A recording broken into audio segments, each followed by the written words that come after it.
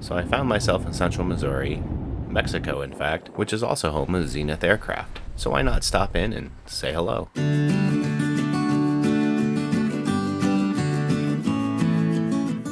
Here's the welcoming committee. I know, I'm interrupting you. So what we do here at Zenith is we manufacture all the kit parts for all our different models, basically 5 different model airplanes. 701, 750, 750 Cruzer, the 650, and then the Super Duty. What about is the 801? The 801's done in Canada. Okay. Yeah, so we don't do anything for the 801. Okay. And we manufacture about 90% of all the parts here at the factory. The other 10% or so is done up in zenair in Canada. Okay. Sweet. What we're really focusing now on all our kits is matched hole kits, meaning part A to part B is pre-drilled and they match together so you can just start clecoing and riveting together at that time. Sweet. So the 701 kit we're working on right now, and the 650 we kind of put it on the back burner for just a little bit because just lots of things going on, but eventually the 650 will be a matched hole too. And I'll show you that on the parts what the difference is. This is some of the 650 parts, and as you can tell, they're not drilled, but the skins will be drilled. So what you do is you put a center line the center line through the pre-drilled holes in the drill and cleco. Deburr and all that. Correct. Yeah. And even if the matched holes, you'll still have to deburr and everything because the CNC might not go all the way through, might be a little dull bit, and you still have to deburr just a little bit. This is our shipping area. We ship out about a kit a business working day out of here. We ship them all over the world. We're getting quite busy. Our lead time right now is sometime May of 23 for a complete kit, but we are shipping out sub-kits in the meantime too. You covered that, I was going to ask. And when I pulled up, sure enough, there's a big rig sitting out there waiting for a kit to go. So, be patient, you'll get your stuff. And then as far as the industry, probably our lead time is less than most of the rest of the industry out there. So, which is good. We're trying to, we're trying to do things to lower the lead time. But definitely you can pick up tail kits, come to the rudder workshop, which we have once a month. Get started, clean the shop up. And, All right, let me show you some of the parts.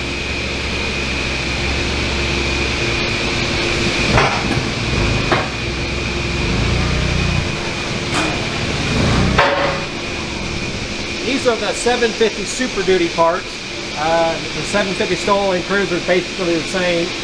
As you can tell, all the ribs are pre-drilled. Yep. All the angles now are cut to length and pre-drilled. All the stiffeners on the fuselage, they're all pre-cut to length, pre-drilled. So you're just going to clickle these parts to the skins and then start riveting. How many hours do you think that saves over the traditional way? Building wise, it probably doesn't save as much as you think. It's the thinking wise. You can actually build it just by looking at an overview of the or the wing section, and the part's only going to fit in one area where it's going to fit. There is no.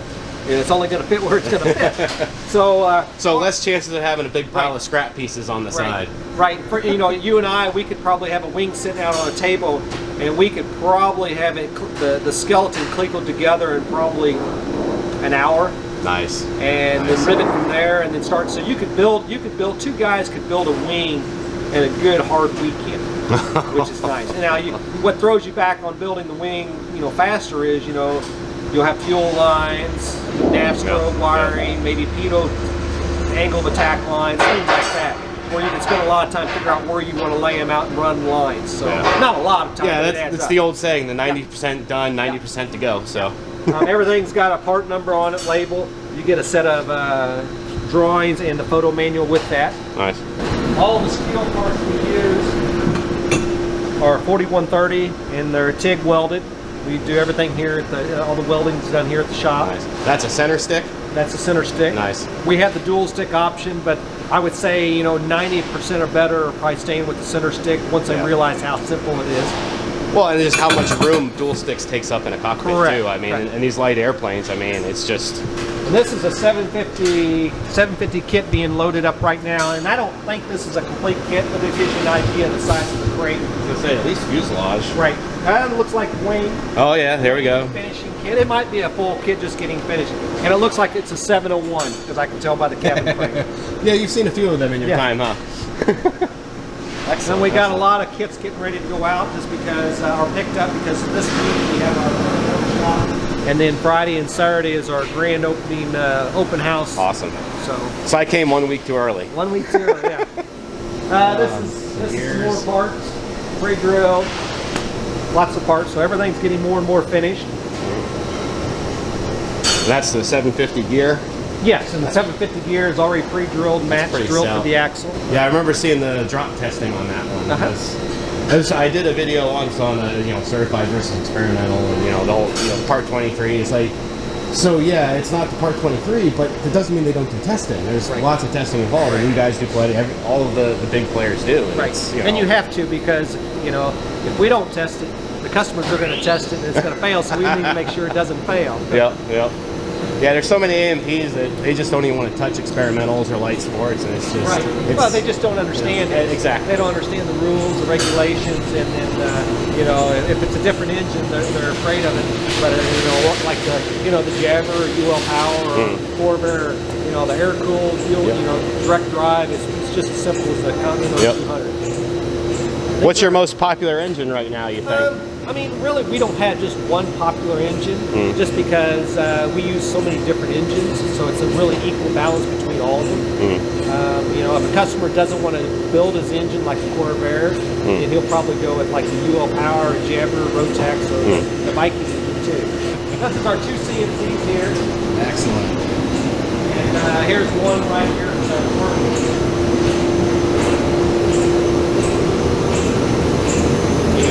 It's got a dual head, and right now what it's doing is drilling the parts, and it'll come back to the round and then cut out the part. It doesn't save us a lot of time, it's easy, but it's the accuracy part.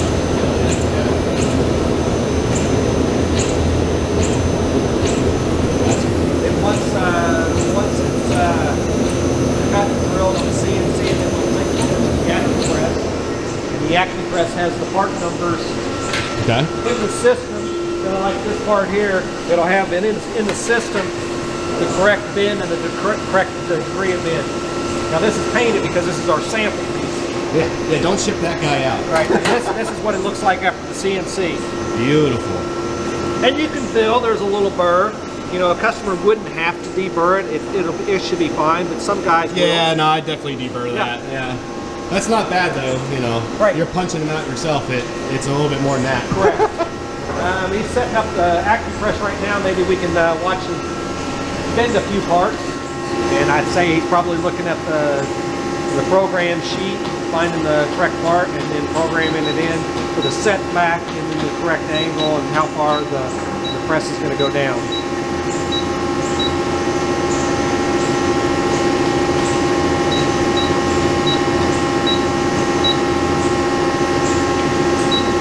What he's pressing now, it's called a spar extension.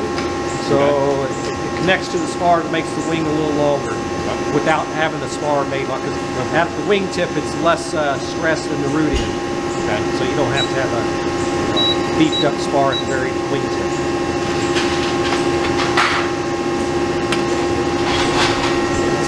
And then, like I said, we have rudder workshops once a month. We have one coming this Wednesday and Thursday, and we'll have 8 to 10 rudders being built there in the time, and it gives the guys right. I kind of missed the window to get ready. Yep, there's this. Now he'll have to check the angles and stuff because he'll have to fine tune the adjustment, so it takes a few bends to get that. Well, yeah, I mean, if you're doing it by hand, if you just bend it to 90 degrees, it's not going to be 90 degrees.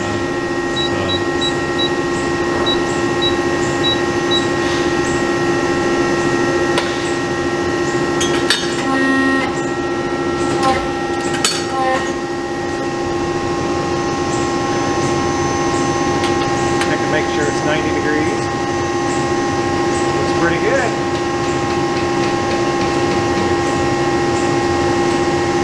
You've probably lost count of how many of these you've done, haven't you? Not really. Not really. And then this is rudder skins. Okay, yeah, rudder skin, yeah. This is slat skins. We're building the slat. Sweet. Here's some flaperon skins. Nice. And then back here we have our machining and welding area.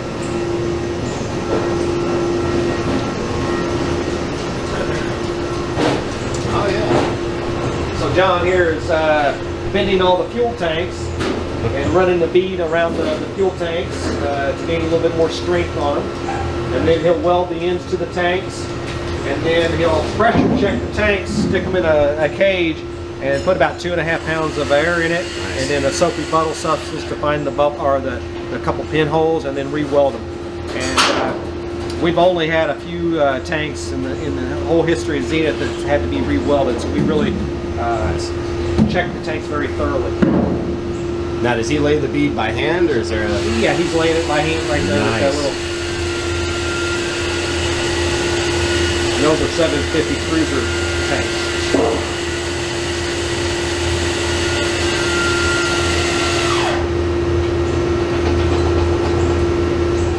This will show you here if you want to see, started or welding it.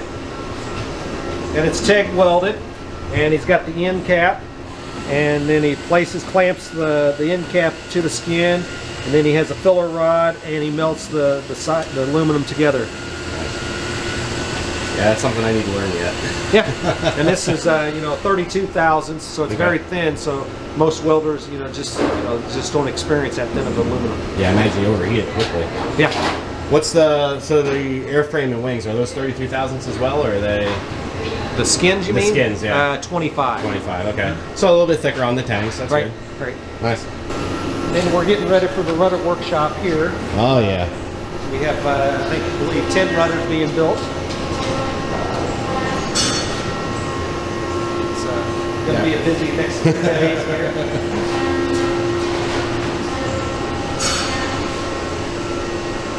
So if you want to build a rudder, come on down. You want to go out and look at the airplane? Sure, absolutely. Yeah. So this 750 setting out, is this a quick build kit or? A quick build would be like one of the, like this one up here. That's just we're working on a new demo. Yeah, we'll go out and look at the Super Duty and then the 750. The Super Duty, the 750 STOL, and the Cruzer, the fuselages are pretty much like 98% the same. Okay. So the Super Duty feels like you have a lot more room because it's got the unpanel in it, and it's got the bigger tires. Just looks like a bigger airplane, but really it's not much different between the three. Look at that. Yeah, I remember reading about this and seeing videos, but man, to actually see it in person. Yeah, that's the 750 Super Duty, 27-inch tires. Yeah, It's called baby. The unpanel. Yep. The bubble doors. The bubble doors, you can either get Super Duty or STOL is 3-inch, or the Cruzer's 1.5 inches. Gives you a lot more shoulder room. Yeah, I love the idea of the bubble doors. The seats are adjustable, and that's an option, inexpensive little option. And I see it has the Zenith logo, so do these come pre-upholstered? Correct. Yeah, you we order sell a an kit? upholstery kit. Okay. Yes. Sweet. Yeah, sure enough, there's that unpanel. Yep, You and just you can flop move it around. Wow. Yep. Gives customers different ideas. So what's that based on? Is it like a Garmin G3 or I mean, GL? it's their own systems called the Evolution. Okay. And their claim to fame is you can use any different hardwares to work with their systems. Okay. Like 8Rs units, comm radios, intercoms, and stuff like that. Sweet. Yeah. And sure enough, we got the center set, and then it's a Lycoming in front of this. Well, this is Aerosport 375, which is a Continental Titan that they've added a little bit more horsepower to it. It's built in Canada, the engine. Yeah. Yep. And we got our slats. Yep. Slats. And then we got the 750 STOL over here. There we Got the go. Jabber engine on it. 3300.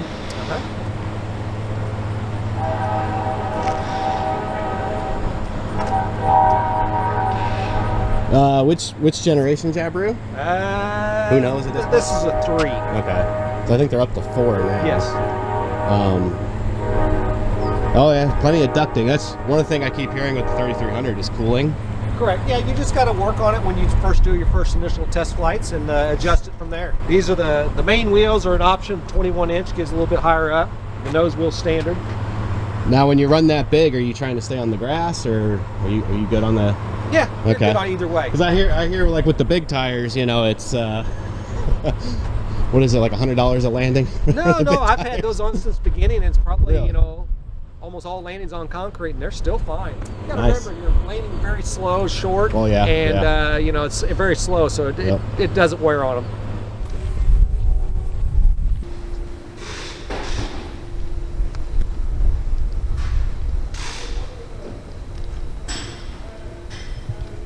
You have the Cruzer, That's the Cruzer. so not a full flying rudder, like the STOLs. Right.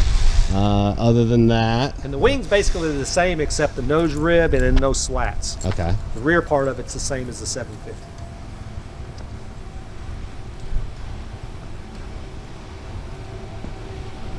And what does this one have in it?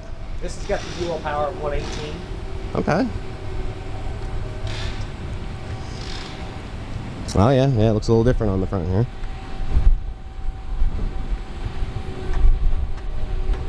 Excellent.